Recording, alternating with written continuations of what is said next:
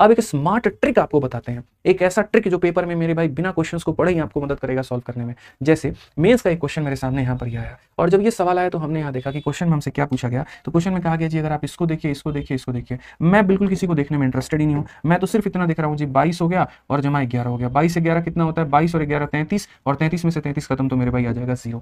ठीक है, अब उसके बाद एक जो लाइन बोलूंगा वो लाइन याद रखना, वो लाइन बहुत महत्वपूर्ण है। जब भी तुम्हारे सामने जोड़ घटाव वाले ऐसे सवाल आते हैं ना, वही ऑप्शन आंसर होता है जिसमें दो चीजें हो। पॉइंट नंबर 1 उन ऑप्शंस में देखना। पॉइंट नंबर 1 मेरे भाई यहाँ पर आफ्टर डेसिमल, क्या देखना है मेरे भाई, आफ्टर डेसिमल कितने डिजिट्स ऐसे हैं जिनके पास में बार है, मैक्सिमम डिजिट्स ऐसे कितने हैं। इसके में सिर्फ 1 के ऊपर में बार है, इसके ऊपर में 2 के ऊपर में बार है, और इसके ऊपर में 1 के बार है। तो आपको यहाँ देखना है मैक्सिमम डिजिट। तो आपने जब मेरे भाई मैक्सिमम डिजिट देखा तो यहाँ पर आपको क्या मिला कि सर 2 के ऊपर में बार है, तो वही ऑप्शन आंसर होगा जिसमें 2 पर बार होगा।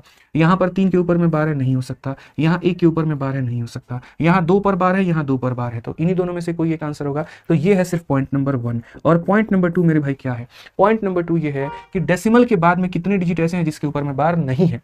मतलब एक ये देखना है कितने के ऊपर में बार है, और एक ये देखना है कितने के ऊपर में बार नहीं है। तो मेरे भाई डेसिमल के बाद में 2 डिजिट ऐसे जिसके ऊपर में बार था, और डेसिमल के बाद में 1 डिजिट देखो यहाँ पर ऐसा जिसके ऊपर में बार नहीं है। तो करेक्ट आंसर वो होगा जिसमें डेसिमल के बाद में 2 अंकों पर बार होगा और 1 पर बार नहीं होगा, ऑप्शन नंबर सी। ये इसीलिए नहीं होगा क्योंकि डेसिमल के बाद 2 अंकों पर बार है, लेकिन मुझे एक और वो भी संख्या चाहिए जिसमें डेसिमल के बाद 1 के ऊपर में बार ना हो।